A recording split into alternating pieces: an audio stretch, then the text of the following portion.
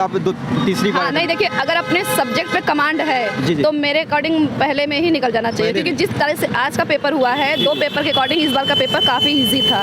मे भी हो सकता है मेरा भी निकल जाए, तो अभी तो देखा जाएगा। आपका मेन सब्जेक्ट क्या था? मेरा सब्जेक्ट हिंदी था, बट मैंने एजुकेशन से यहाँ पे नेट का पेपर दिया है, मैंने एमएड किया है। जी।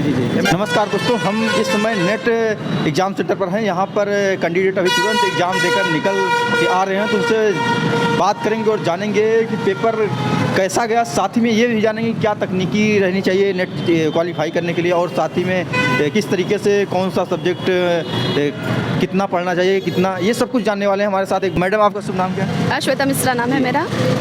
आपका एग्ज़ाम था आज नेट का? हाँ, नेट का कैसा गया पेपर? अच्छा है, पिछली बार के अकॉर्डिंग इस बार पेपर इजी आया है।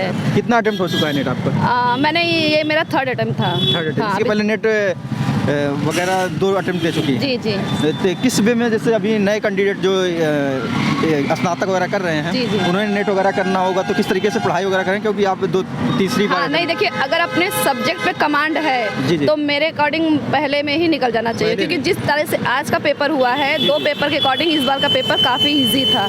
मे भी हो सकता है मेरा भी निकल जाए, तो अभी तो देखा जाएगा। आपका मेन सब्जेक्ट क्या था? मेरा सब्जेक्ट हिंदी था, बट मैंने एजुकेशन से यहाँ पे नेट का पेपर दिया है, मैंने एमएड किया है। जी एमएड की है? हाँ जी। अच्छा, तो आज एजुकेशन बैकग्राउंड से जो भी एजुकेशन प्रॉपर सब्जेक्ट था 100 क्वेश्चन वाला, जी।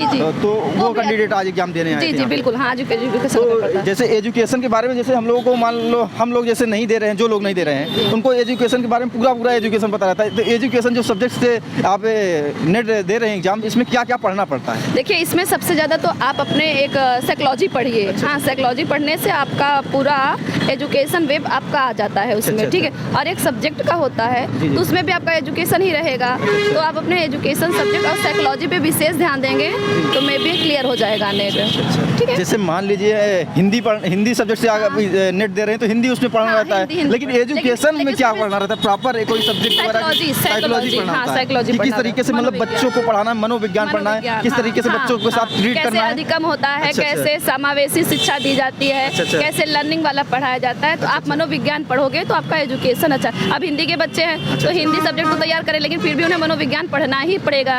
एक पेपर तो उसी का होता है ना, मनोविज्ञान पढ़ना ही पड़ेगा। हाँ जी। अच्छा, तो मनोविज्ञान से जो है, जो हम लोग पढ़ाने जाएंगे बच्चों को, तो वहाँ पे उनके बच्चों के साथ किस तरीके से ट्रीट करना है, उनके माइंड को कैसे समझना है, उनको किस तरीके से पढ़ाना है, ये सब कुछ उसमें सिखाया जाता है। अधिगम के बारे में बताया जाता है, समावेशी शिक्षा के बारे में बताया जाता है। तो मनोविज्ञान पढ़ लेंगे तो आपका जैसे बीएड कर रहे हैं तो उसमें सारी चीज़ें बताई जाती है, उसी हिसाब से आपकी टीचिंग रहेगी, ठीक है। और ये जो 50 क्वेश्चन आपके जिसमें डाटा एंट्री के सवाल होते हैं, मतलब ईवीएस के होते हैं, और भी रीजनिंग लॉजिक टाइप होते हैं, ये कैसा पेपर, ये इसमें क्या लेवल रहता है? देखिए, कहते हैं ना, जीके जीएस रीजनिंग, इनका कोई लेवल होता ही नहीं है। हाँ, आप जितना पढ़ लो वही कम रहता है, ठीक है। जी, थैंक यू। तो यहाँ पर देख सकते हैं हमारे साथ मैडम जुड़ी, काफ़ी अच्छा एजुकेशन के बारे में बताने का प्रयास किया, कैसे बताया कि क्या क्या चीज़ें पढ़ाई जाती हैं, क्या चीज़ें पूछा जाता है, इन सब के बारे में। बाकी जैसे और भी सब्जेक्ट होते हैं तो उनमें पता रहता है कि हमें ये सब्जेक्ट पढ़ना है, इसी से पूछा जाएगा। तो बाकी जो भी कैंडिडेट ग्रेजुएशन कर रहे हैं, जिनकी इच्छा है नेट या जीआरएफ की तरफ, वो ज़्यादा से ज़्यादा कमेंट करें और साथ ही में शेयर करें।